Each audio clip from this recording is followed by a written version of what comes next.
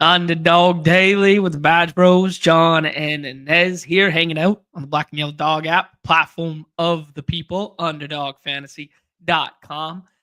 We got a monster baseball slate today. We got 40K up top in the main, 6,400 entries. Love to see it. 6-game slate there. We're going to go full deep dive, full breakdown on that one. Probably make some home run pick'ems to go alongside it. Yeah, and then we got a big puck game tonight. Real fun puck game here. 1-1 in the Stanley Cup Finals there. Make a pick 'em to go alongside that. But light work today. Light work in terms of the daily slates because we're only dealing with baseball, but we're coming off a monster sports weekend there, Nez. Amazing puck game on I guess it was Friday night. And then an amazing basketball game last night, or a decent basketball game last night, and then some amazing tennis was played yesterday as well. So yeah, man, where's your head at with the weekend that was? Yeah, I think Roland Garros stole the show. That Yeah, that was crazy. I mean, that was one of the more like miraculous comebacks I think I've seen. At that stage.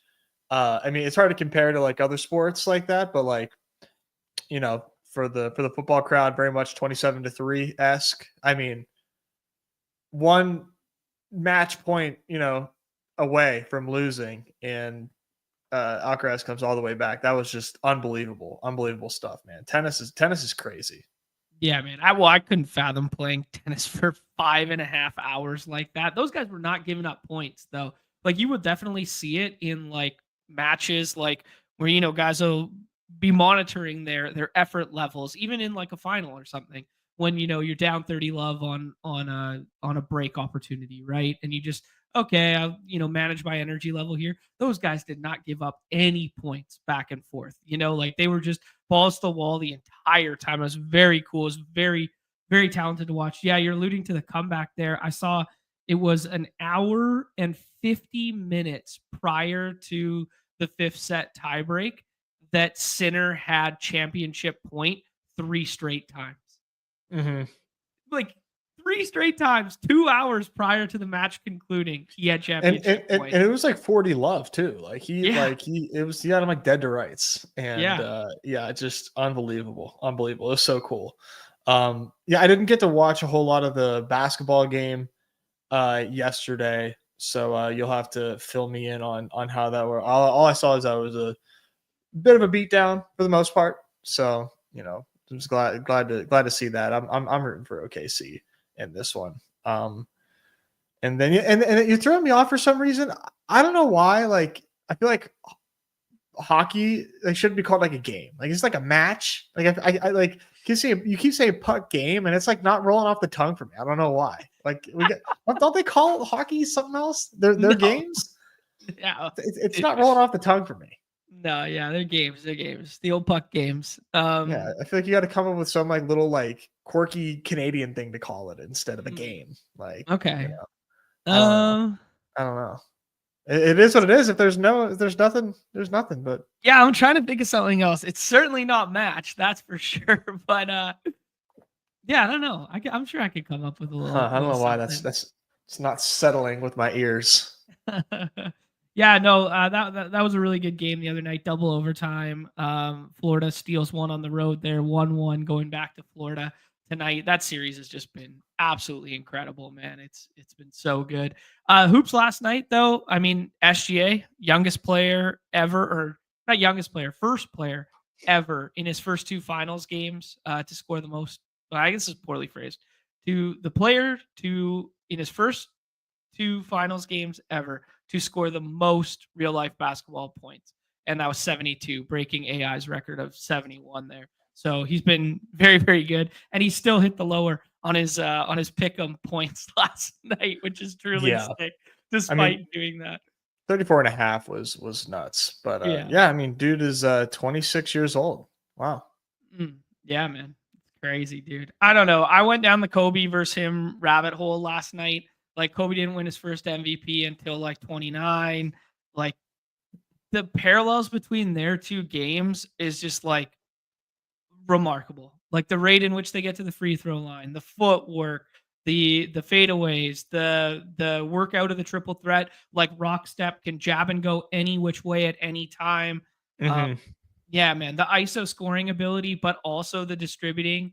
Kobe was like all NBA team defense. Maybe SGA is not quite there, but he definitely has like the stock potential and like the help side seal and claps in the paint. I don't know, man. I watch him and he's just so fucking special, man. Like he's really changed since the player he was a couple years ago. But yeah. Yeah, no, it's a good comp. Yeah, I mean, they definitely do have some similarities in their games in that regard for sure. Mm-hmm. Yeah, I'm hoping it's a 4-1 series. Like I don't need a good series. I want to see the best team put belt to ass for the next 3 games. Like that's what I want. Like I want to see what we think should happen. I'm not trying to watch this Pacers devil magic bullshit any longer. I'm done. I'm done. I'm Okay. done with it. Here's a good trickle down conversation of that. So Marchand gets the OT goal the other night, right? Yeah. Guy who's been in the finals, guy who's that sort of thing. Hallie's got this, 13 of 15 buzzer beaters on the season for game winners kind of thing, right? Alcaraz comes all the way back like 2 hours later kind of thing. Is clutch a gene? That's we're welcome to First Take with the Badge Bros. Yeah. I don't know. We were talking about this on the golf course the other day, just like citing some of these recent examples and stuff like that. Do you think clutch is a thing? No, not Yeah, really. me neither. Me neither. No, it's so lame to say, but like, not really. Yeah. No, it's just a symptom. Yeah. It's not like a thing. Dude, so the trick, so that coupled with being on the golf course at the time was the same thing. We were playing a skins game and I was up pretty good, and the guy on the last hole presses. Are you familiar with how the skin game? Okay, so he can press and he can basically double or nothing all the skins that are owed. So he at that point in time owed me 7, owed another guy 5, and then owed like some KPs and stuff like this. And just he was playing awful all day. And I just knew this guy was going to fucking come up in the clutch against me because he's that dude, right? Like this is who he's been his whole life is this dude. And sure as shit, he puts his best drive, his best 3-wood and an eagle opportunity together on the par 5, right? Ends up with a birdie and scoops the skins back, right? And then we had to pay out birdie bonus. So he goes from like a 15 skins down swing, maybe I think he's maybe like 13 skins down swing to getting double birdie bonuses from us. So it was just like, I don't know, that coupled with what's been happening in sport right now. We were just talking about like, is that a thing? Like, I see Nez takes in my lobby right now. Am I shook scared because I know he's going to come up clutch when that clock's coming down and I know he's drafting 5 teams at once and he's going to make the right selection? Like, you know what I mean? Yeah. I think it's just like, yeah, it's in the eye of the beholder, truly. Like, Yep. It's the last thing you remember too about like every game is what happened that last second. I think there is some level of, sports psychology involved for sure. Like, are you nervous? Are you scared? Like, do you want that shot? Do you not? But yeah, it's like, how do you, in the chat they're talking too, like how do you measure, like, how do you rate the failures against like the clutch, like the clutch success, like, cause a lot of time that stuff doesn't necessarily get remembered, per se. It's like, we remember if you didn't take a shot, but That's true, man. Like, yeah, like T-Bear saying, like the fearlessness is a gene. Like it's a mentality. I respect that. Like I kind of a little bit of this camp. Like you're a gamer, you're not. I don't know. Maybe I'm changing my tune here a little bit because I was a firm believer in like clutch isn't a gene because of like what Mike's alluding to here is like Kobe's renowned as one of the most clutch players ever, but also failed the most in those situations of anyone ever. So yeah, I don't know. It's just very interesting rhetoric. I don't know. I find it enjoyable. No, yeah, it's you got to talk about it in a good way, right? Exactly. Nez, I'm going to share with the people a couple things here off the rip here.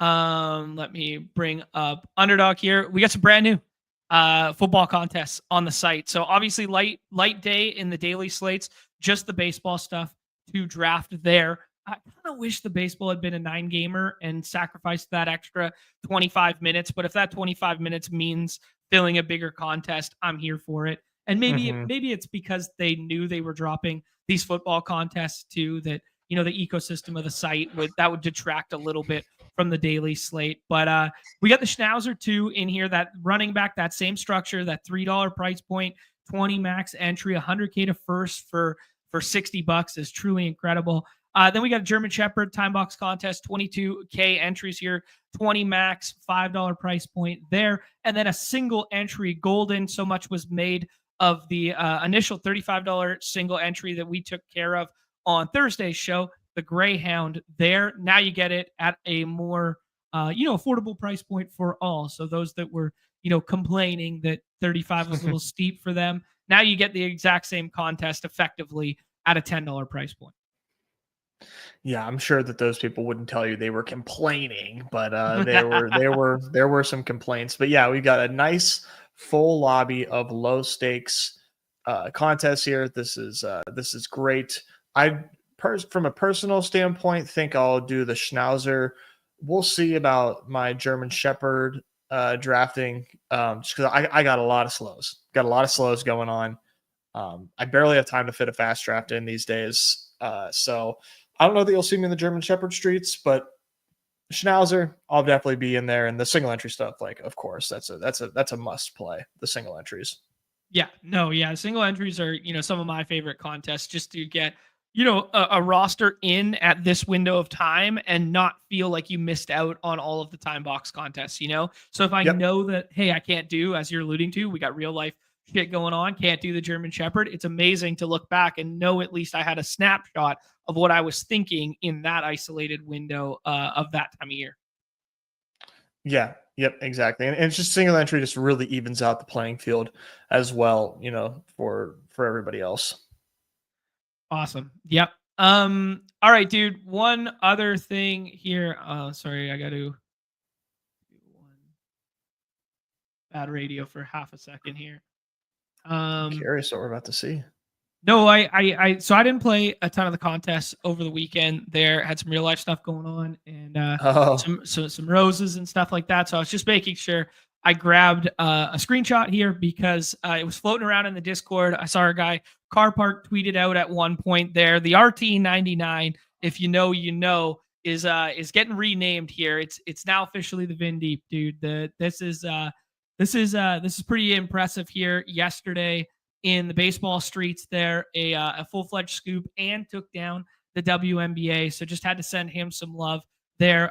Been a long-time supporter and lurker of this show, I know, and engager on the social medias with us. So just mad respect to seeing this. Basically, the next screenshot had another like 5 or 6 entries there. So yeah, has the RT99 been dethroned? When you do this in the baseball slate and win the WNBA in the same night, I mean, start putting some respect on Vindep's name here. I mean, I think I calculated it was like over $7,000 in winning. So just impressive stuff from Vindep. What was total prize pool? 20K. Yeah, and he had Jeff McNeil in that Coors game for the Mets there. Yep. Yeah, that was the big piece.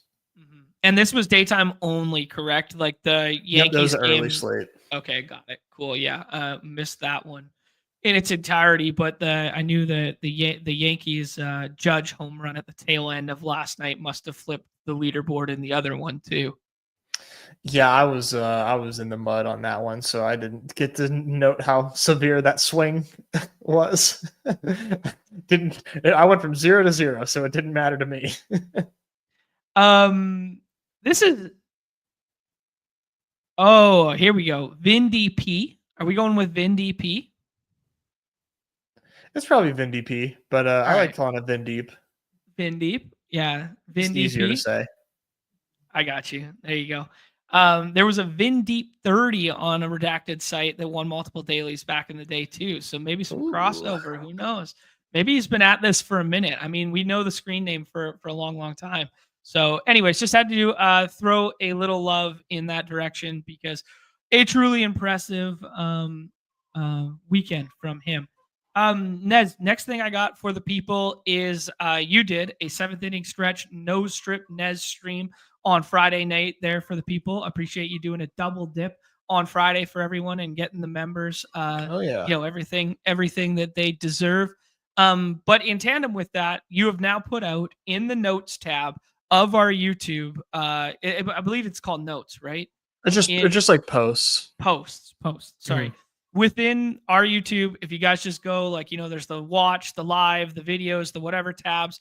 If you go to the posts tab, Nez has placed his ranks there. And it's just, you can explain it here for people, but I thought it was just a really good, quick and dirty way of like, maybe these aren't your perfected ranks. You actually call them your rough ranks, but just removing kind of like the potential huge landmines within there. Yeah, definitely getting rid of like, Corbin Burns, and other pitchers that have injuries that I'm like pretty scared of, and also making adjustments to players that I think are just like really mispriced. But it's mostly just rough ranks, right? Like it's not like, hey, like draft these like 1-to-1. This is who I would take 100% of the time over player above or below, anything like that. That's not what they're meant for. It's just like, I think people just have a tough time figuring out getting into this contest, like who are the good picks, like who, like there's 240 players that get drafted every single time.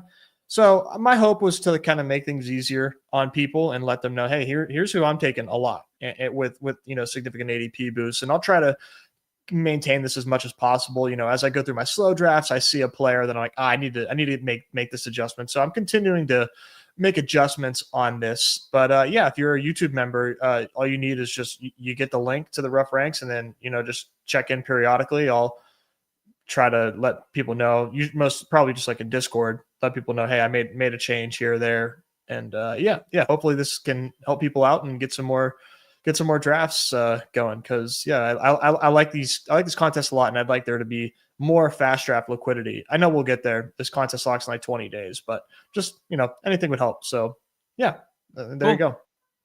Yeah, well done, sir. Appreciate you doing this. I echo the sentiments of Cody in the chat. Seeing Gunnar so low makes me sad. Absolutely. Especially when his batted ball data looks so effing good. It just never goes over the fence. It's super annoying. But yeah, Nez, without giving away the secret sauce for the people, because I want members to get the most of this here. So I'm not going to share it in the chat or scroll all the way the F down. But I did notice you were a little bit higher on like Jack Caglione and Bubba and Roman Anthony. Those were guys that you were all like, 20 plus spots ahead. Was there anybody else in terms of like Delta that you noticed that like, ooh, yeah, I'm way ahead on this? Yeah, Matt Wallner. Okay, yeah. I'm way up on Matt Wallner compared Evergreen, to ADP. baby. Evergreen. Yeah, he just was on the IL when the contest opened, and now he's back, and he just hasn't moved up enough. So he's that A's series where he homered. It was that series coupled with another. I can't remember who they were playing in the second portion of it. He homered 4 times in 5 days, and he had the 2 longest back-to-back balls this season hit that resulted in outs. It was like 700 I think it was 783 feet in back-to-back outs or something, which is just like fucking insane. Yeah, he was smoking balls. He had 2 barrels that both resulted in outs, just like 110 off the bat, like right to the center fielder. Yeah. This is funny. Mitch Keller evergreen as well. Do you expect him to get moved? Probably. I hope not, but I do think it's possible.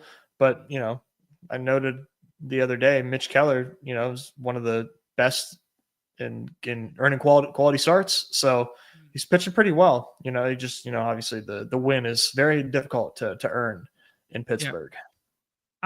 Yes, Best Ball Viper alluding to the fact that it is a CSV, so it has all the IDs in there, so you can just save it and drag it and drop it. Love this from Paid. If UD has a clutch gene, he's the Chris Webber calling timeout. Oh man, come on, fucking good. That is very good. Tyler's asking here, new to baseball, basketball, drafters in general, for this contest specifically, what is the floor amount of SPs I need to draft? Traditionally speaking, I would say 6, but do you feel differently in the 7th inning stretch, Nez, and given just, that it's a quick sprint of a contest? I actually do think that 8 is more viable here, but I would say anywhere from 6 to 8, depending on your draft capital. But I think 8 can be more viable here because you just give the regular season is 4 weeks, so those two start weeks, capturing as many as you can in those 4 weeks and in those 4 different scoring periods can matter a lot. Also, but on the flip side, casting a wider net on hitters that get hot in those 4 weeks can also be very beneficial. It's a really difficult contest, to be quite honest, but it's fun just because, like, if you're right, there's some big edge. But 2 out of 12 in a 4-week regular season is really difficult. So there's an insane amount of variance in that amount of time. Right. Yeah, it truly is a sprint of a contest. I really like your shout about encapsulating more to start pitchers there could give you a big leg up, because it's harder to project. It's harder to project which hitters are going to hit well than it is to project which pitchers are going to get lots of starts. Like, as long as the pitcher is healthy, we can kind of forecast the fact that, oh yeah, he's probably going to have an option within that 4-week window, not even including the playoffs, but within that 4-week window, that he's going to be a 2-start pitcher at least 2 of those 4 weeks. Exactly. And we know that those are important during the playoffs. Yeah. Well said, dude. I like that. Yeah. So traditional speaking, Tyler, roster construction for us in the Dinger was a lot of like 6-7-7 or 7-7-6 or 7-6-7, stuff like that. Nez is alluding to the fact that you can do some more, 8-6-6 style builds in this contest. But to answer the question exactly, what is the floor amount of pitchers? I would say 6 is the floor. 100%. Yeah. Specifically 6 for floor. Cool. Well said there, Nez. Nez, I think that's a good little jump off point for us to do an exercise in which we haven't done on the program. We've teased it a little bit there. We have not gone in and checked out our dingers. So for all those at home here, sweating-dingers.com. Shout out to our guy, Tristan, who's got this up there and keeps adding to it over and over again. Got weekly scoring. It just makes the sweat experience so much more enjoyable for the dinger process here. So we can look at some leaderboards. We can look at some stuff. But I have no idea what we're going to get here, Nez. I'm imagining mine's not going to look great when old Luis Robert Jr. was my highest owned player, though he did lead the AL in steals for a bit there, but he has missed some time here. So we'll take a little look at mine and yours. Searching my name right now and see what we come up with. Yeah, I haven't checked my advance rates in a week, so I'm very curious to see what we find. All right. Here we go. So your boy is not looking great right now. 19 out of his 150, good for a 12.7, but it just takes one, Nez. It just takes one. Not great there, especially compared to last year's advance rates, which looked really good. But yeah, I guess we could take a little look at the 101 team in which I currently have. Take a little look here. Max Fried, Kikuchi, Gore, Taj Bradley, Evaldi, Bassett, Merrill Kelly. Obviously, this big weekend from Pete Alonso, Lindor as the Coors stack. Of course, we got Michael Tolia on this one because why wouldn't we have it on there? Matt Shaw's a scroll the F down to go alongside Kyle Tucker, Oatmeal Reynolds. Wow, a very weak outfield by my traditional drafting standards there. Kind of nice. A dumpster fire team here. Yeah, you got the Giants stack though. And the Giants have not been very good offensively, but you got the Giants that you needed, so that's good. Cruz is hurt. That's a bummer. Dylan Cruz, that is. But Tucker obviously going great, and Reynolds is starting to heat up. So this team's only gonna get better. This is an interesting team. Merrill Kelly, stringing together some nice starts as well. Professional ass pitcher going tonight. Yes, yes, sir. Yes, sir. Yeah, no, this is like a very I think like boomer bust team. I mean, you got a lot of dark red and a lot of dark green and bright green here. Yeah, that's how we do. That's how we do. Turn Me Upside Sweating Dingers is the GOAT site. Absolutely. Did I drop it in the chat there? I did I not? I Yeah. think so. Okay. Yep. Perfect. Yeah. So everybody can sweat alongside there. Nez, let's go ahead and check yours out here. See, hopefully you got better than this 12.7. I imagine with your Jake Wilson exposure alone, it's going to be higher than that. There you go. 20%, 30 out of 150 for our guy Nez takes. Love to see it. Here, let's check out this top squad you got cooking. Let's see. I don't know what this top squad looks like. This top squad is only a 6-pitcher build with Paul Skeens, Cole Reagans, who was hurt but now back there, Freddie Peralta, Kevin Gausman, Carlos Rodon. I mean, I was a year early on that one. My highest owned pitcher last year. Yep. And now he's cooking this year. And I didn't go back to the well hard enough. I still liked him this year and have a decent amount, but not as much. And then Joe Ryan, who has been very good as well. Bobby Witt, Machado, Matt McClain, Royce Lewis, which I imagine means you have Buxton on this team. Lowe, Colt Keith, Christian Campbell, really late there at that 220. Ozuna, Lawrence Butler, who just had a really good week. Dylan Cruz for you as well. That's funny that we both have Dylan Cruz there. And then you got a little back stack going on here of the Cardinals bats that was somewhat popular. What do you think about this one? I did not expect this team to look like this. This is not a lot of guys that I mean, they're I had a lot of Kepler and Nootbaar for sure. But I mean, it definitely did not have a lot of Colt Keith. Don't have a lot of Machado either. But I like this team though. Like this is definitely essentially like what I was trying to do a lot of in these drafts, which is like, man, you can like getting my last pitcher, my SP6 of Joe Ryan at pick 148. I would do that again. I thought that was a pretty fun way to do these drafts is like take the good pitchers. I mean, like they were really cheap. So hopefully that pays off in the playoffs. Yeah, I love it. The Gausman stuff coming around there. Carlos Rodon's probably got to be one of the highest advance rate SPs if I had to guess, right? I would think so. I don't know that there is like here's the take.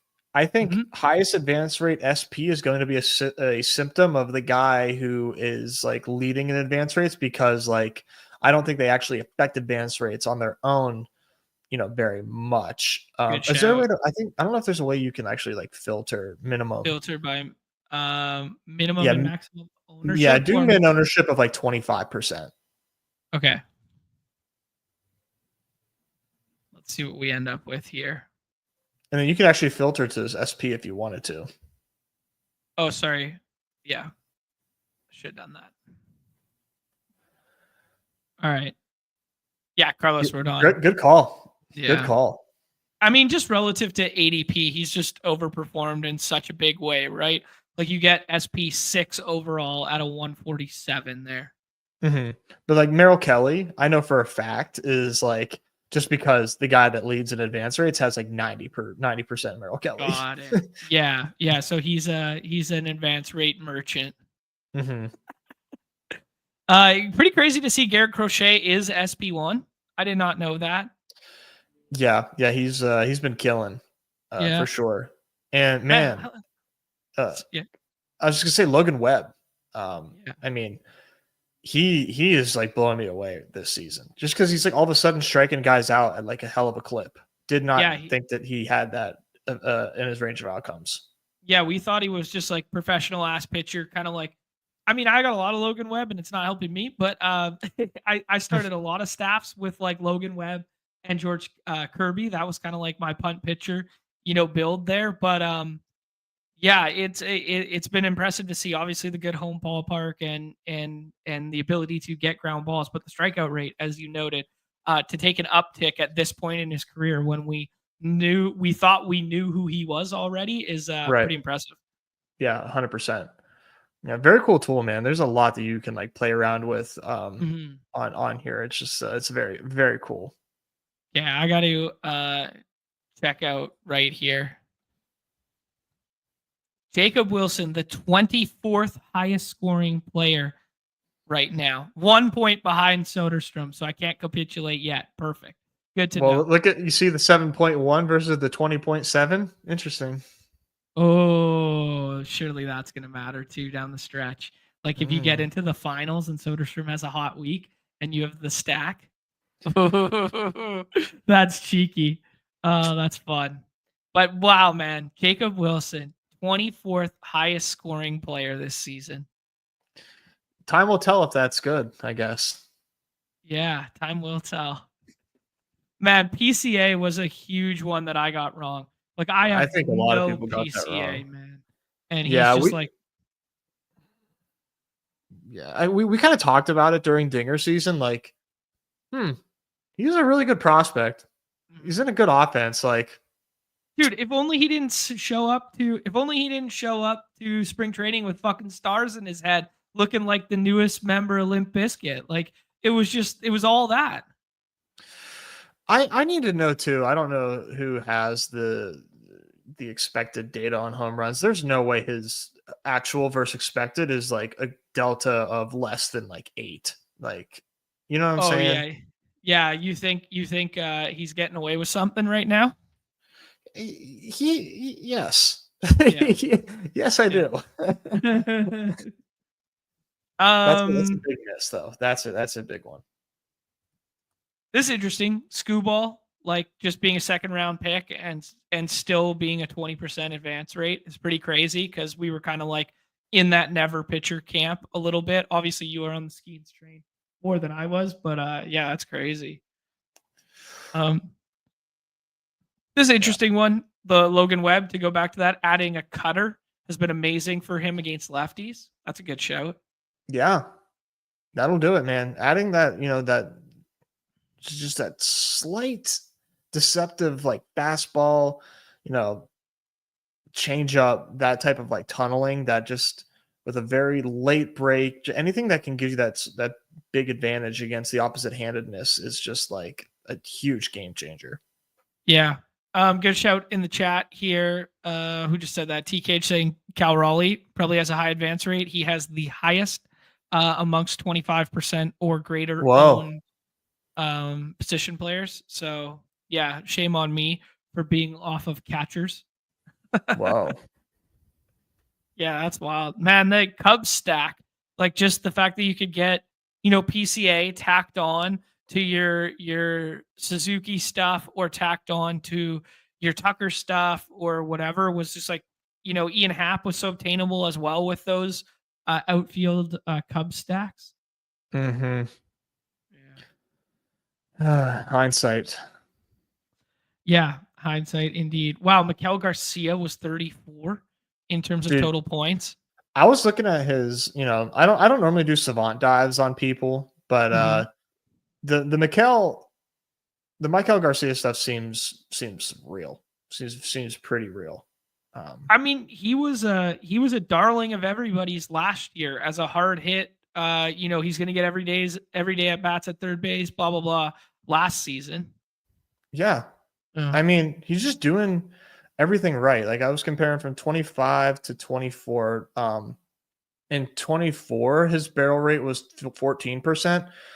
In 25, it's 30%. Mhm. His average exit velo is up from just slightly, but like the one thing that was consistent from 24 to 25 is like he squares up a lot of balls. He doesn't chase. He doesn't swing and miss very much, which obviously lends to him not striking out very much. And when he is hitting the ball, he's actually getting some power Mhm. involved, and he's got the slug up just like a tremendous amount. And it looks like he's pulling a lot more too. Like the spray chart does not look quite as widespread from years past as it does this year. So yeah, man, And he's fun. and they haven't even got the good hitting and run scoring weather in KC yet. It's true. Yeah, Yeah, that Midwest humidity is just finally settling in. yeah.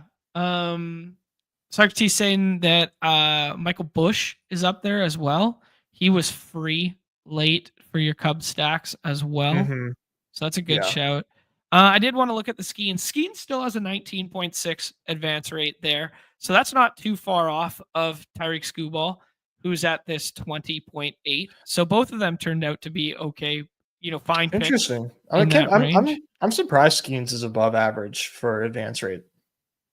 Are you being facetious as a Tigers guy, or as a Pirates guy, or you're just No, I mean honest? he's been. I mean, what is like? I mean, it's the SP probably like I don't know top 5, but like he hasn't.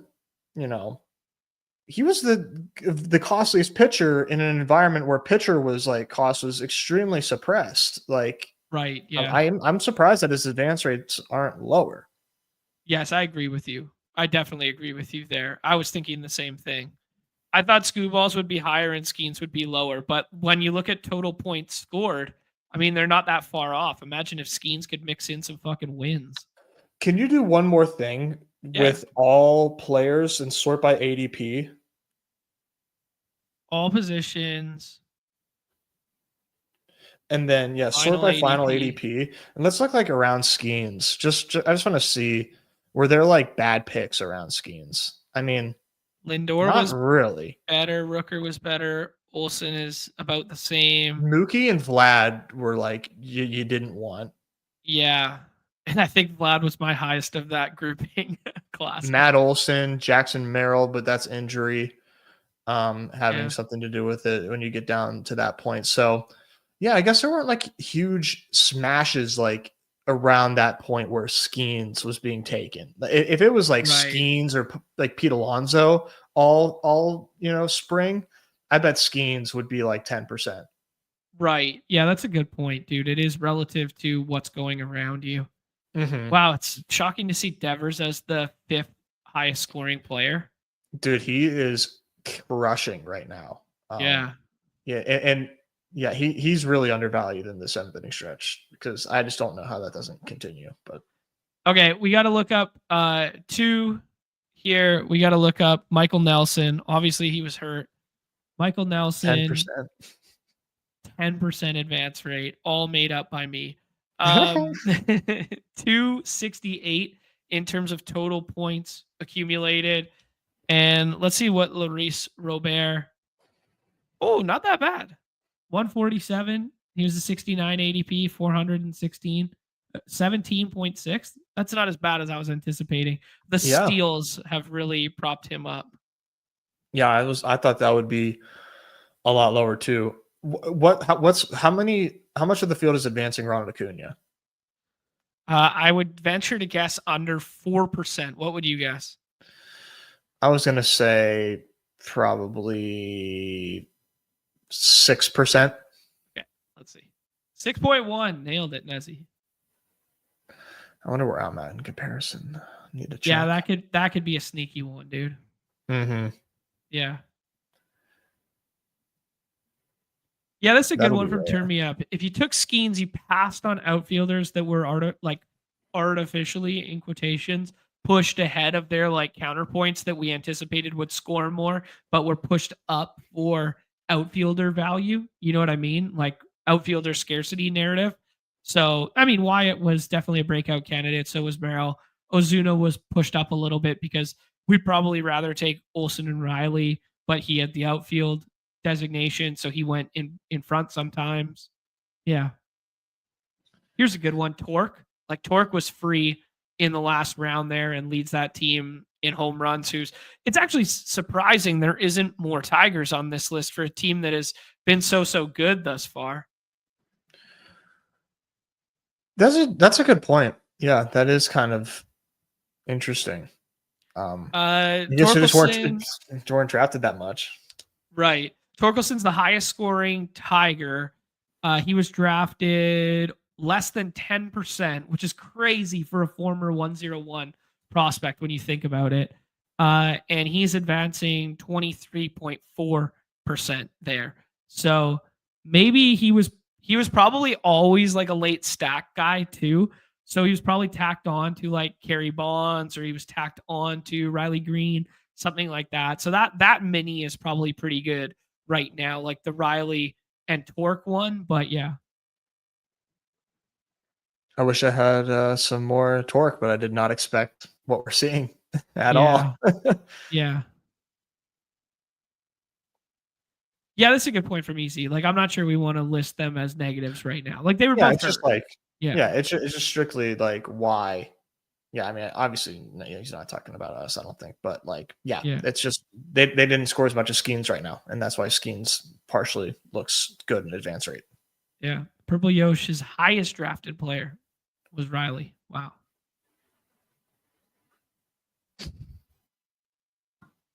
Love it. All right, dude. Let's move on here. I think that was a fun little exercise to talk through. Let's talk about today's slate.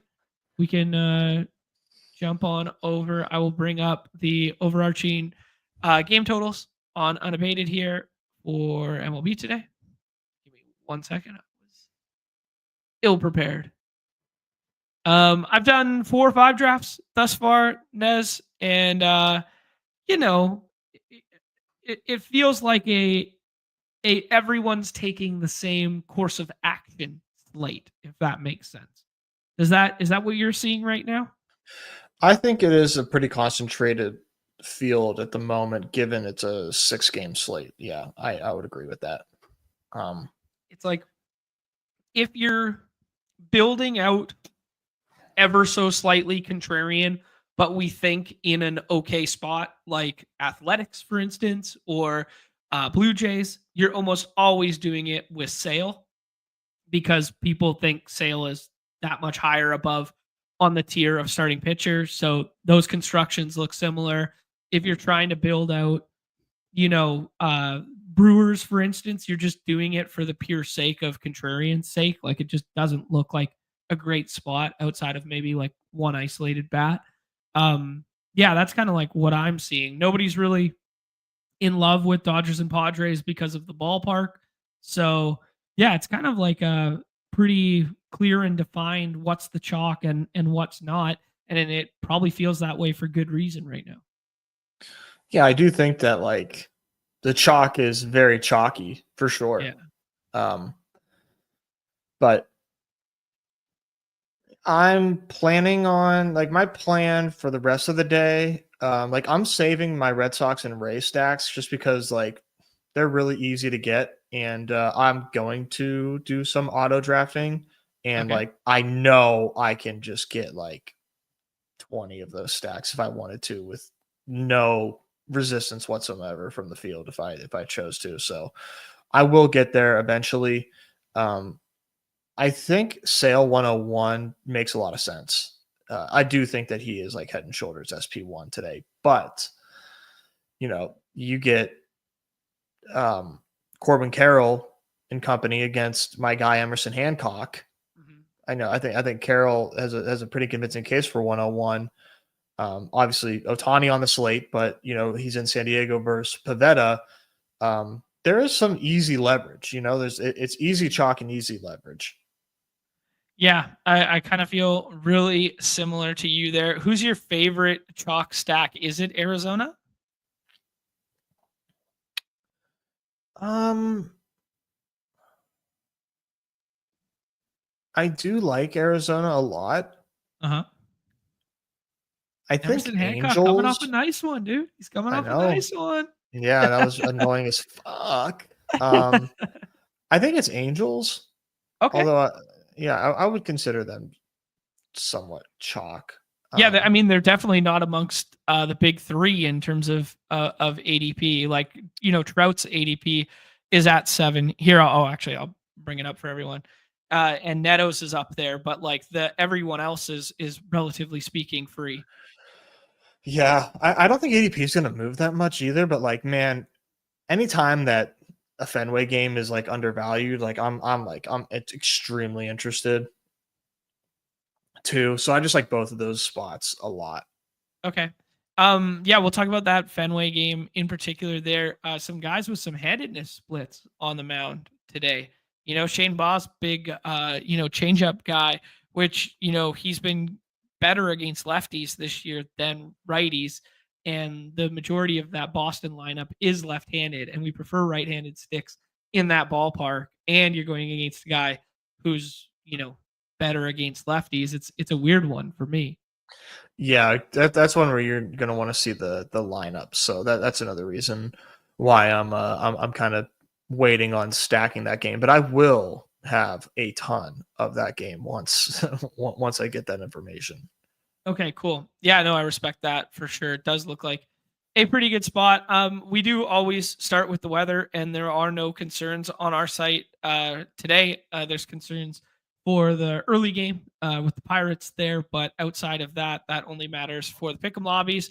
The Brewers game is inside. Evergreen reminder that the Miller Park plays better for left-handed power than right-handed power, but it's a pretty neutral park in general. Cards are showing the highest temperature on the slate here, but they have been by far the worst home run hitting ballpark in baseball this season, which is a little bit surprising. But the Blue Jays have a plus matchup in that one there with 77 degrees.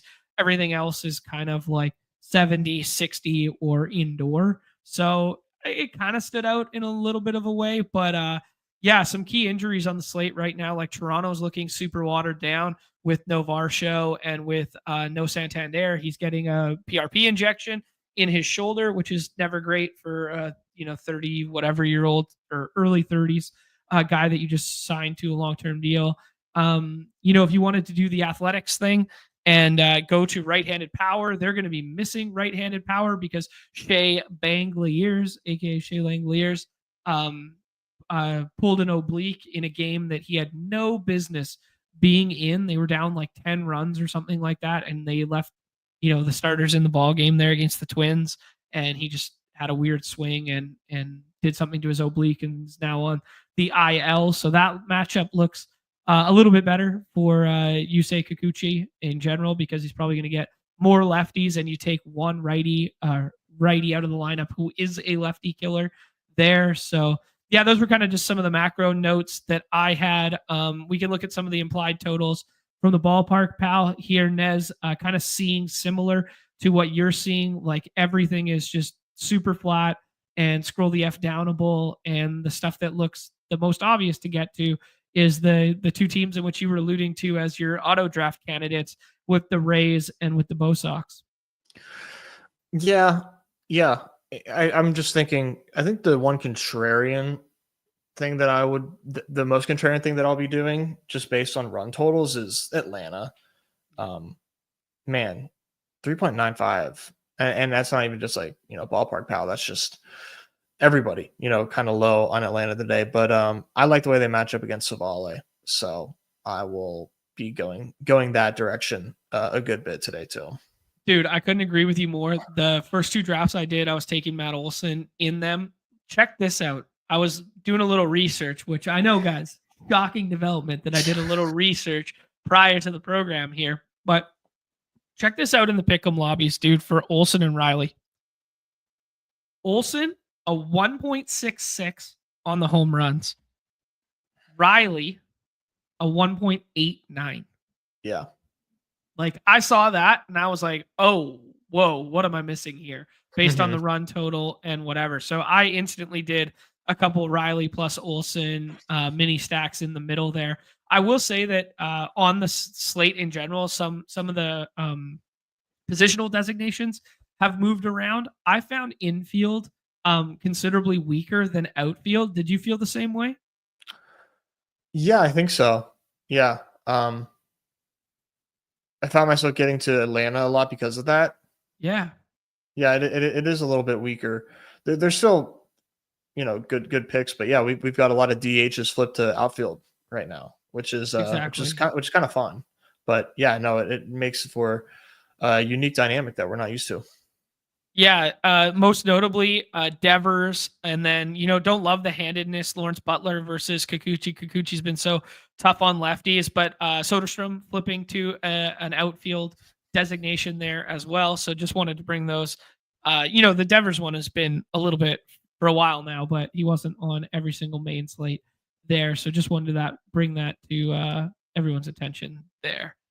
Yeah, I mean, Red Sox poured it on this weekend in terms of if you're box score watching there, like, I mean, you just click on like a guy like Toro or whatever, and you just see, 30 fantasy points, 4 straight in double digits, or you see Trevor Story's, back to back 20 burgers or something like that. I do think it's going to lend the recreationals to clicking these stacks a little bit more when they're forward facing. But the fact that their ADPs are buried feels good. Yeah, for sure. I was thinking the same thing. I'm like, man, Trevor Story back-to-back 20-point games, probably going to be higher in ADP. So I'll try to avoid that if he's going to be, actually clicked. Mm-hmm.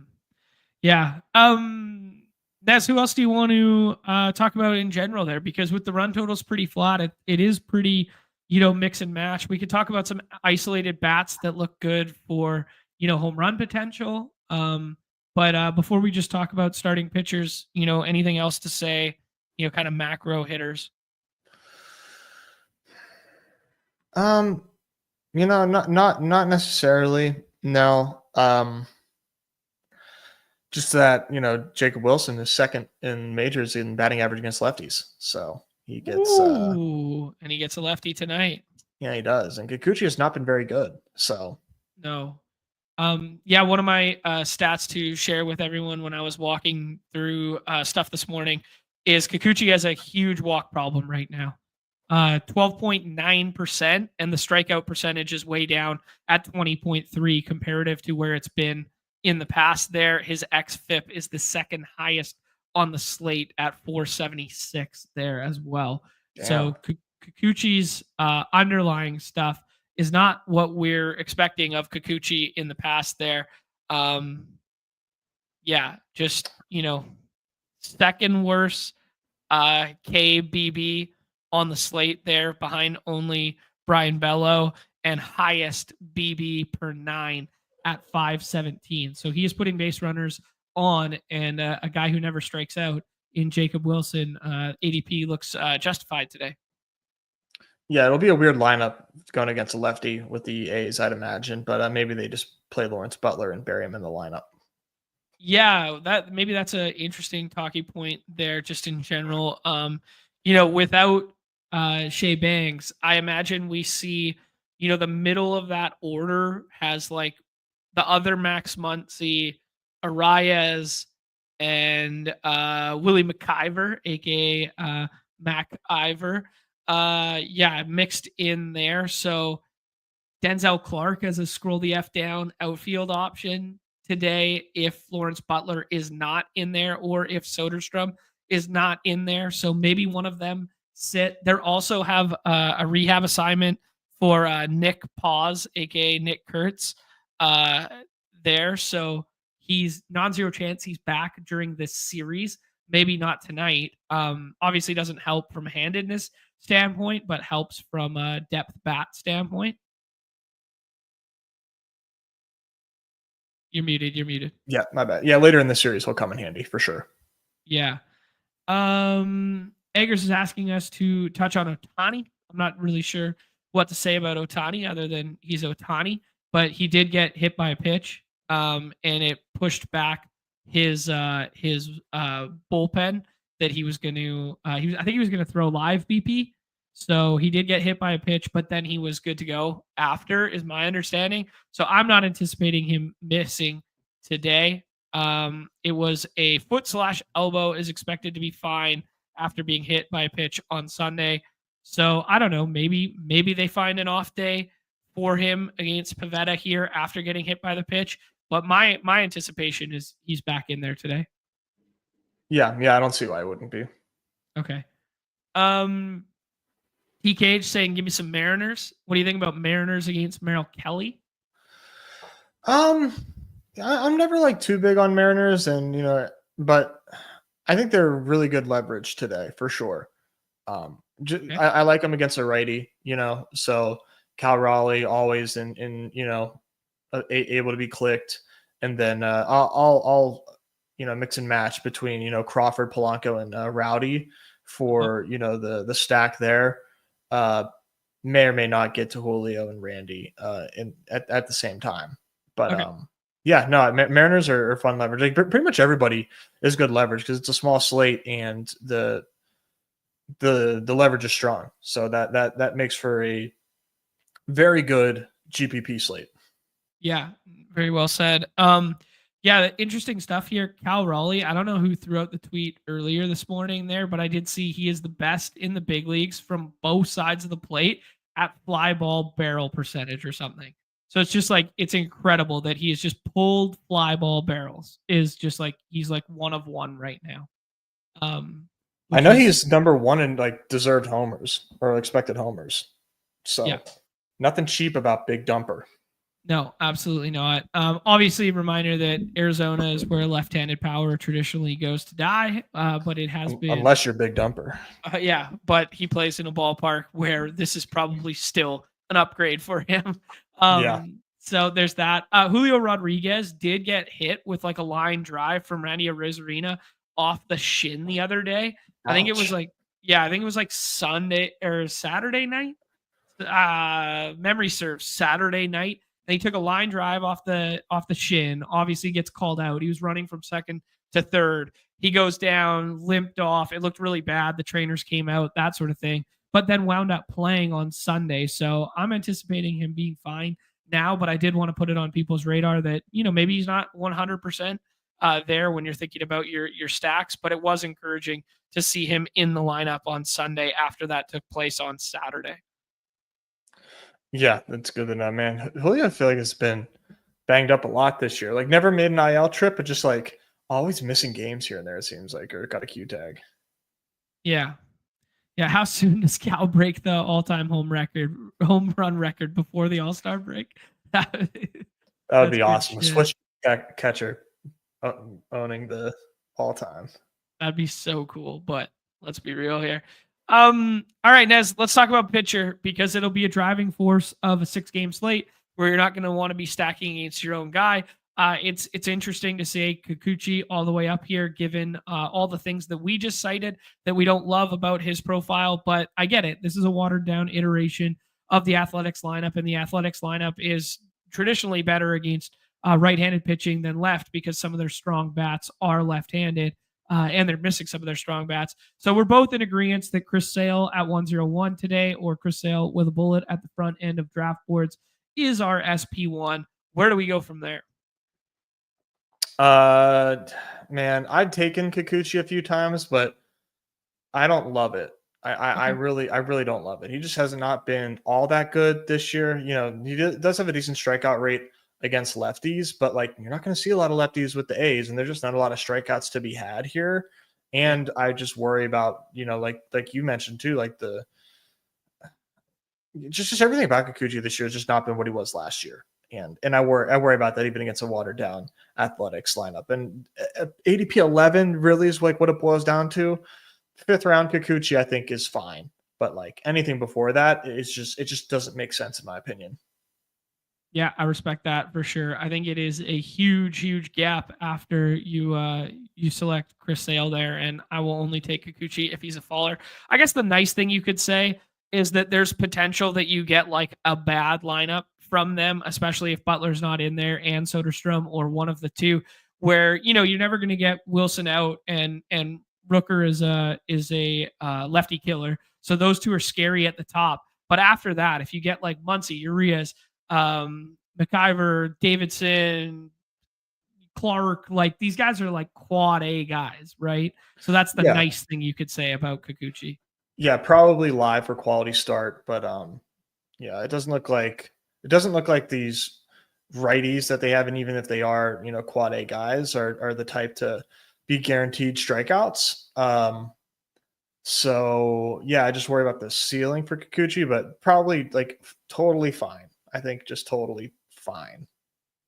I'm in lockstep with you there. Who would be your SP2 then? Well, I still think it's Kikuchi. Okay. But for another contender for SP2, let's do it relative to ADP then. Yeah, like I don't know, man. I think Merrill Kelly's interesting. Like Okay. he's like a one or the other. Like I think Seattle's good leverage, but yeah, I think that he can also like represent like a fine pick. I think a lot of these SPs have like very similar range of outcomes. Yep. So yeah, I honestly he's been falling too, but like ADP is probably like not great. Um, I kind of like Barrios in that park against St. Louis. St. Louis has been playing better, Yep. the last month or so. But I am drawn to Barrios today. Dustin May, in this park against the Padres, and his K rate is decent. There's like it's just like really deep. Like Yeah. it is honestly just like yeah, like it's top heavy with a to the tune of one. It's Mhm. Chris Sale, but it's deep otherwise. Like I think you can just like wait at SP. Yeah, I'm in lockstep with you, dude. If I don't take Sale in the first round, I'll just take my pitcher in the sixth, then I'll take a falling opportunity, or I will take Nick Pivetta. Like I'm fine just playing the leverage of Nick Pivetta because the strikeout rate is the floor for him. You get that marine layer, you get that good home park. Like I'll just play Pivetta. Yeah, obviously I worry about the Dodgers, but Yeah. he's Well, a rightfully so. yeah They're the Dodgers. yeah he's a good round 6 pick though. Yeah. Shane Boz, I'm a little scared of the changeup as we talked about earlier. I'm scared of the changeup versus the lefties there, like the reverse splits stuff or nature of him, where the righties are better against him because of that changeup being bad. So I will play some righties mixed in from Boston there. I won't move him all the way up. We have split opinions on that, where TK is saying, they're going to strike out 100 times versus 97-mile-per-hour fastball potentially. But yeah, our guy Neil O'Field says Luis Ortiz. You would love that, but he is on the redacted slate only. He's not on our slate. Yeah, Coach Nez chiming in, dude. Pirates are better than the A's now. All of a sudden, who would have thought? Don't get me started, man. The Pirates are coming. Be Yeah. careful. Emerald saying that Chip My Money broke down the Shane Boz stuff. Okay, that's sweet because I mean Chip My Money really knows his baseball, so I'll go back and watch that. That's good to know. I Thank you mean, for yeah, that. it's kind of like what you were saying. He just like Yeah. matches up extremely well. Like Yeah. their best hitters are lefties, and he's better against lefties. Is like the TLDR. Yeah. And I imagine that's because of the changeup, right? Yeah. Yeah. Okay, cool. Dustin May, Savali. I mean, Dustin May is fine, but like the strikeout rates have really plummeted. Like we haven't really seen that extreme outlier start from him, but he is going, just steady right now, and that ballpark is nice. So I'm fine at like, even though they look on paper like tough matchups, the San Diego and Dodgers game, I'm okay going there for pitching if the whole field is going there for bats. Yeah, I guess the only thing is like yes, Otani is drafted pretty high, but like the Dodgers themselves are not being drafted a lot. Okay. All right. In that case, I mean, our mindset of never Dodger can then shift when they are underpriced on a slate. Right. Yeah, Yeah. like Freeman is routinely there in the 6th round. Yeah. I will be stacking against Savali and Hancock, not buying into the recent results of either there. Yep. Yeah, same here. Yeah, I just don't, the leverage of getting there on our site isn't enough, even on only a 6 gamer. Yep. Cool. One off or scroll the F down, bats to homer. I think we covered the stacks pretty well there, Nez. It's gonna be a lot of mixing and matching. I think that Atlanta 2-man really stands out to us. And then we like Rays and Boston more than the field does right now. Kind of waiting on lineups for both of those. Good synopsis. Yep. Yeah. Yeah. Well said. Right-handed Brent Rooker, I put him on the cover.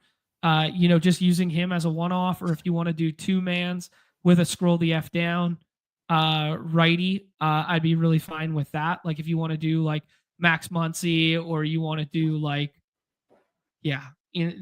obviously Jacob Wilson's like the premium one to put those two righties together. But if you want to find, some contrarian righty from the bottom of the lineup to go alongside Rooker for a wraparound stack, that's a pretty nice way to get a skinny stack leverage. Yeah, I don't mind Luis Arias either. Yeah, good shout. Probably be hitting 4th or 5th today, somewhere in there, pending where they put Muncy and where they put Butler and Soderstrom. Mm-hmm. Cool. One-off stick for me to homer that I really like is Gino today. I like Gino Suarez, Eugenio Suarez. There, he's going to be a guy that I'm getting to in a decent way, both in stacks and both as one-offs. Yeah, same here. ADP 30 is very nice. Yeah, like that one. Right-handed Rays with the Green Monster feel good, but you're probably going to have to mix in some lefties because they're quite high up in the order. Christopher Morel coming back to life, homered twice yesterday, put up a 40 burger. I imagine he draws back in because of that today, even though it's not a handedness advantage. Can't you just see Christopher Morel yanking one over that monster? I can see him striking out, that's for sure. Damn right. Damn right. He could strike out 4 times as well. Anyone else you want to pinpoint as mispriced or scroll the F down?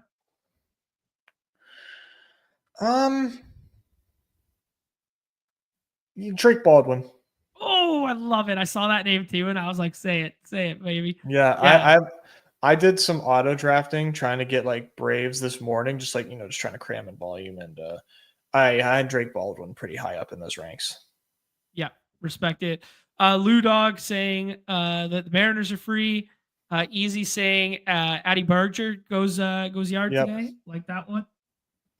Yeah, I like that too. It's just tough. Like, obviously, like the matchup is gross just with like Palante. Like, he just like sucks. He's just a guy that should be like, not good, but the ground ball rate just can be really, really a nuisance. But Barger is, underappreciated by the field right now for sure. Good shout there. Yeah, I mean, they're missing so many sticks in the middle of that lineup that you get a left-handed stick hitting third that goes alongside Vlad and Bo, who are getting drafted a decent amount. Like, you could add Nathan Lukes to that as well. Have you seen Barger Savant? No, I have not. I mean, it's 141 ABs, but like, it's just a whole, and it's all related to like swinging the bat fast and hitting the ball hard. They all correlate, but look at that. Funny. Look at all that red, baby. Let's get those lollipops in our lineup. It's basically just 2 stats that make everything else that red, but like it's fun to look at. Yeah, that is fun to look at. That does look like what are we gonna say? Miguel Garcia-esque? No, he's like the opposite of Miguel Garcia. Ooh, Garcia doesn't look this pretty? No, Garcia's all red at the bottom, where like Garcia doesn't strike out, he doesn't swing and miss. This guy just like, I'm just gonna swing the bat as hard as I can. Love it. Daddy hacks from the beautiful left side. Game. That is a beautiful game. Love to see it. Crone Zone goes yard today. There you go. That's an off the board one. I respect it. Egger's saying he just won the Frozen Rope, 3 Braves, and then Rooker plus Caminero. Yeah, Caminero could be hitting. I don't know. Do you think Caminero's going to hit up in that lineup today? Oh, yeah. Yeah, he's hot. Yeah. All right. We need him. Okay. Yeah, I guess he just stays in his normal 5 spot. I was thinking of when I read Caminero as Caballero. Caballero. So I was like, oh, is he going to be in the lineup? Is he going to be buried or not? Caminero will be in the 5th hole no matter what. Yep, banging line drives off that monster. Yeah, that thing was built for him to pepper it. Okay, cool. Let's rip a couple drafts here, see what it looks like, and then we'll build some home runs out. Oh, I thought it was a failed attempt. Please try again. No, you're good. Weird. It did just click me out though. There we go. Okay, Baconator's in here. Shilly's in here with Smokey Bear, participant in the Dog Bowl as well. Coleman, say what up. Tabby, say what up. If you are friends of the show. John, did you see the Phillies got swept this weekend? I did not see that. Can care to enlighten who in which they were playing? Oh, they were playing their cross-state rival, the Pittsburgh Pirates, and Oh, and wow. lost every game. Holy smokes. Who would have thought? I could never have seen that one coming. I mean, you get ready. I'm just telling you, get ready. It's coming. We don't talk about the Phillies. Oh, we do when they get swept by the Pirates. Socrates said really likes Brennan Lau today as well. Yeah, I mean those mixing and matching those 3-man rays feel good. Yeah, can we get a little pesky pole action for Brandon Lau? Yeah, just wrap one around like the I guess it was Thursday night, the walk-off home run. Yeah. Yeah. Who was it? Rafaela? Yeah. Corbin Carroll goes 1-0-1. Shohei Ohtani goes behind. I think just the hit by pitch and then the matchup and the ballpark stuff. I do kind of agree having Corbin Carroll ahead of Shohei Ohtani today, although it is, a tough decision. I say we take Sale here, Nez. We were kind of both in lockstep as 1-0-1. Yep. Yeah, I love Sale today. If you were going to pick one contrarian home run against Chris Sale today, who would it be? I mean, by contrarian, you mean just anybody on the Brewers? More or less, yeah. It's like, Rhys Hoskins. Yeah, probably. 100%. I was about to say the same name. I really like Rhys Hoskins as a one-off today. And I mean, really like in parentheses, like it's the toughest matchup on the slate by a landslide. But man, his pulled fly balls versus lefties and his pulled fly ball barrels right now, ever since he switched to the torpedo bat, is no joke. Yeah, that really worked out for him. Chili's starting out a little Seattle stuff there. Coleman just pairing two of the best outfielders on planet Earth together. Devers going a little bit higher. Neto goes there. We could start doing some Rays stuff. We could do some athletics stuff. We could take the cover boy in Rooker. What do you like, Nez? Let's do some Rays. Do some Rays. Who is your favorite Ray to start with? Josh Lowe. Josh Lowe is your favorite Ray.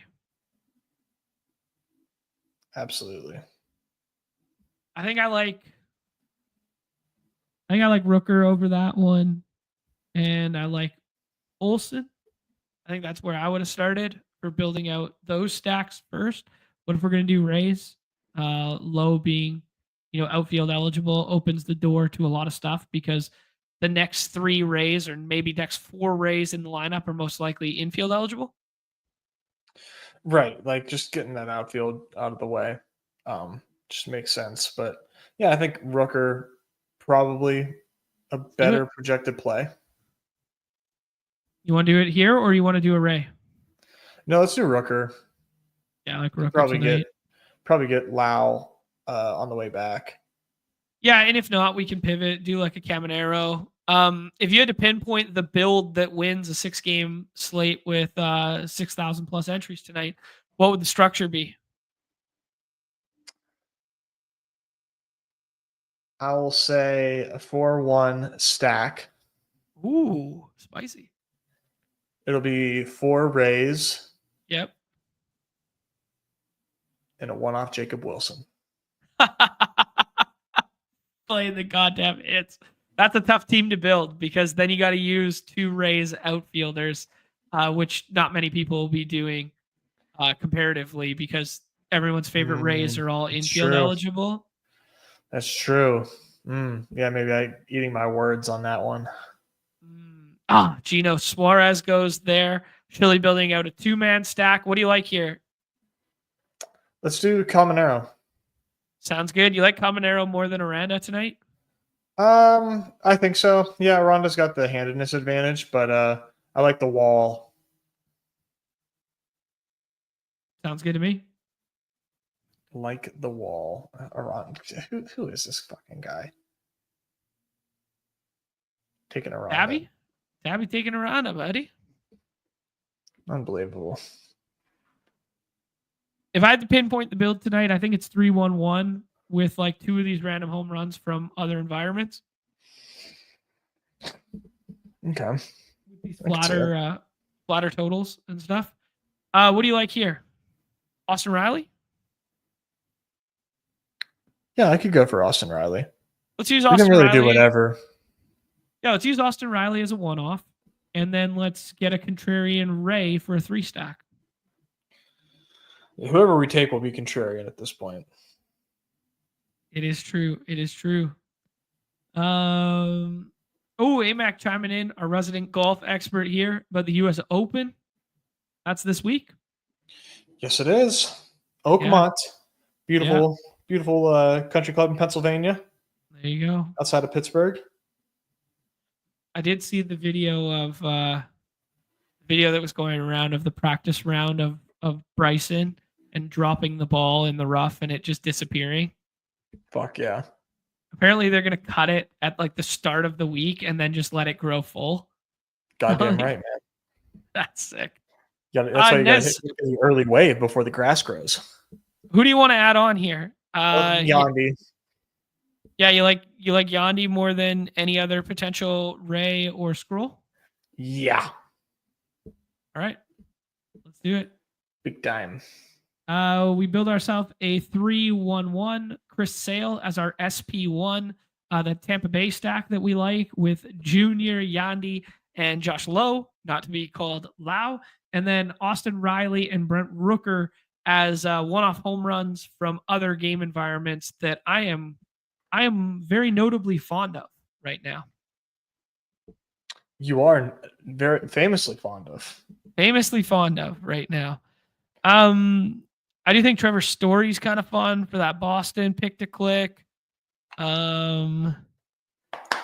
Yeah, Cardinals are really underpriced if you want to go that route. Nobody's taking Jeffrey Springs because he doesn't have the check mark beside him, but it's my understanding that he's going to pitch this evening. I know the Athletics haven't been overly forthcoming. This happened last week as well. Yeah. Springs is really interesting, dude. Yeah.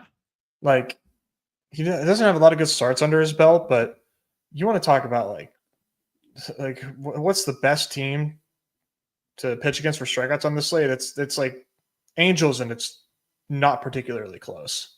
Yeah.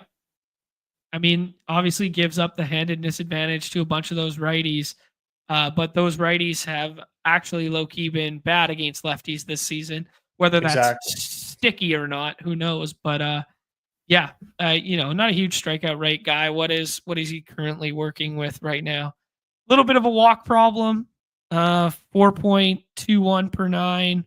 Ks are only 7.45 per 9, so that's good for. Actually, that's not like crazy bad. It's basically the same as Savali and Kikuchi on this slate. Shane Baz has only been 21.5%. That's kind of shocking given his stuff. You'd think he'd be higher up by like the Dustin May area of like 25-ish. Mm-hmm. Yeah. T-Bear playing the hits here, knowing that I love David Fry anytime they face a lefty in there. But he's not on our slate. He's not on our slate there. But if you want to pick him in the Wade Miley Bowl and take him in the home run lobbies, I'm not opposed to it. Nez, let's take a peek at some of these pick'ems. As you guys can see, I was already looking up Austin Riley there. I'm getting a Marte shout in the chat for a potential home run. Ketel Marte has a 3.2x. That feels woo. Oh my god, that feels pretty good. I can't keep that out of my pick'em. That's in every single one. That feels like a nice price tag, dude. I mean, let's check out the rest of them. What are we seeing from Emerson Hancock that allows that to happen? Even Gino Suarez, who's like major power hitter, 2.7. 2.7 for Gino. Interesting. Obviously don't want to pair that one with this one, but we could use Gino in another one. Trying to think. What's Acuna getting? Acuna 2, Patrick saying? What's Acuna getting? Is Acuna getting a good price? 2-1 for Acuna. You could do worse. Yeah, hard to do much worse, but that's not like a major payoff. I don't know, John. I kind of. Oh, well, it gets maxed out. Damn, Marte home run is crazy. I know he's not on the slate, but like David Fry for a home run looks great. Yeah, I was going to share this too. I did notice this. Keith saying the day after we did the pick'em of the Shoot the Moon versus the lefties of Fry and Alex Call, that they both homered the next day and in like the exact same spots. It always works like that. Oh man, directionally accurate, baby. David Fry and Ketel Marte, that feels fun. Let's L-word that one in. Share that with the chat if you guys want to play alongside. These are obviously home run shoot the moon ones here. We're talking 30 Xers, so be respectful with your units. Anything else here, Nez? You said the Gino Suarez one. You don't have to twist my arm there. The Atlanta price tags are a little too frothy for me. Mhm. So yeah, maybe we'll do that. What was the Reese Hoskins one? Is he getting like just like a crazy price because it's sale? Man, he's not even. He's getting a 248. That's crazy. Yeah. No, that's not enough. It is not enough. Rooker's less than 2. I mean,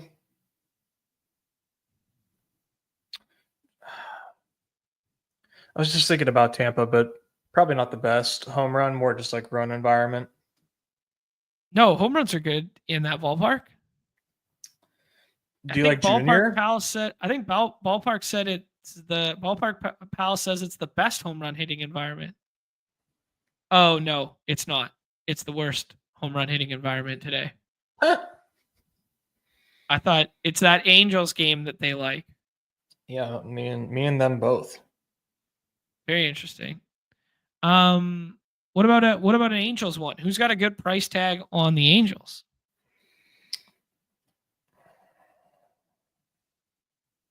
Trout's got that flat 2. Taylor Ward's got a 2.3. Zach Neto's got a 2.3.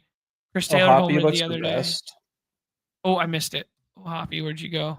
I mean, it's not great, but it's the best. Yeah, and there's no reason Hoppy wouldn't be in the lineup today. There's no reason it'd be Travis d'Arnaud, apart from the fact that he's a lefty killer. Okay. Let's do Gino plus Hoppy. 25x, so not as good, but that's not bad. Mm-hmm. All right, we'll mix that one in for the people.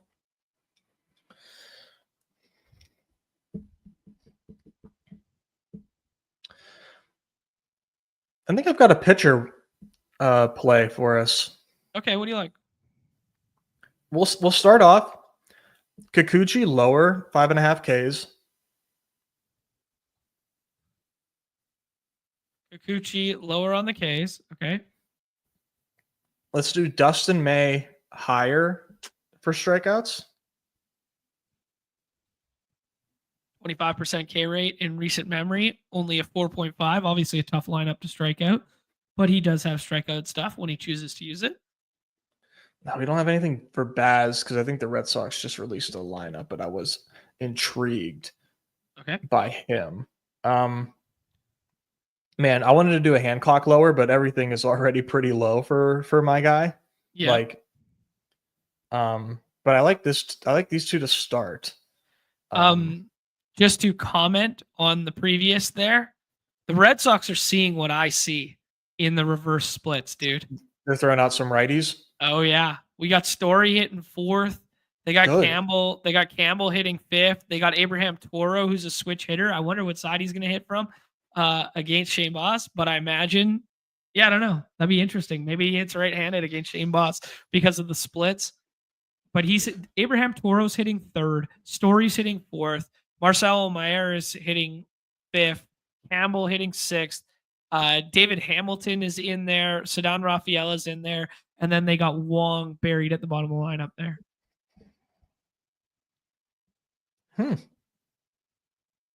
Dude, what about a little cheeky Abraham Toro smash here? What have we got for him? Wow. Well, let's finish this one because you're cooking with this. I don't want to derail you. You can see if Shane Boss is still available. Oh, he's available. What'd you like for Shane Boss? Nothing for strikeouts. Okay. Maybe higher on pitching outs, but Don't love it.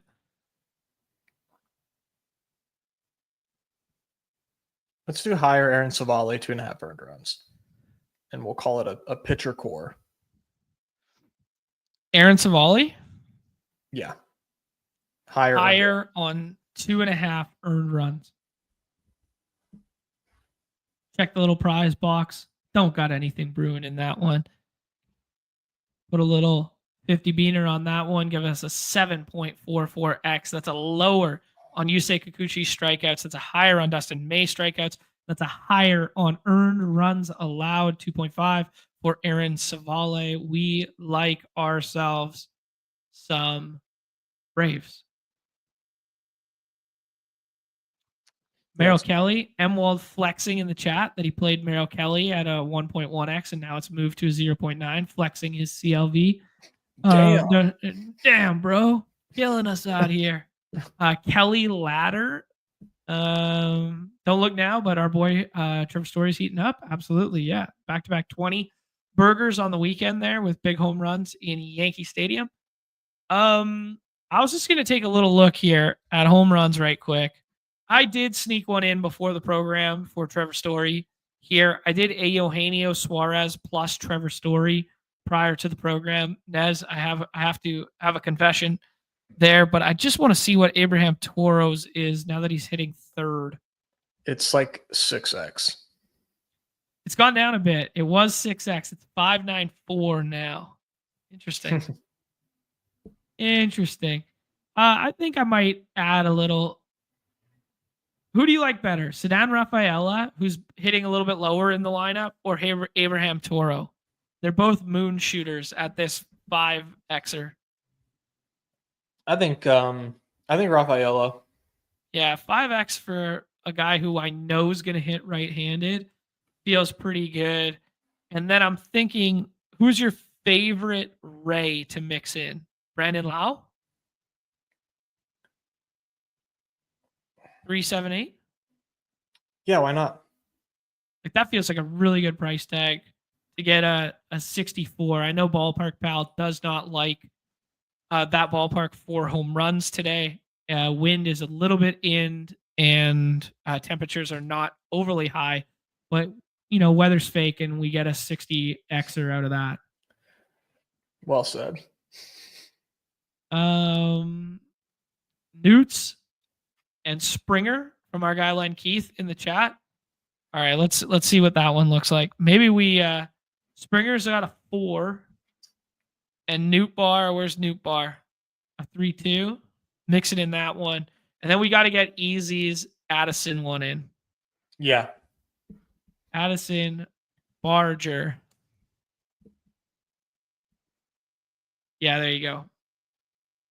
10-mile-per-hour wind in, which isn't crazy, but only 60 degrees in Boston. There you go. All right.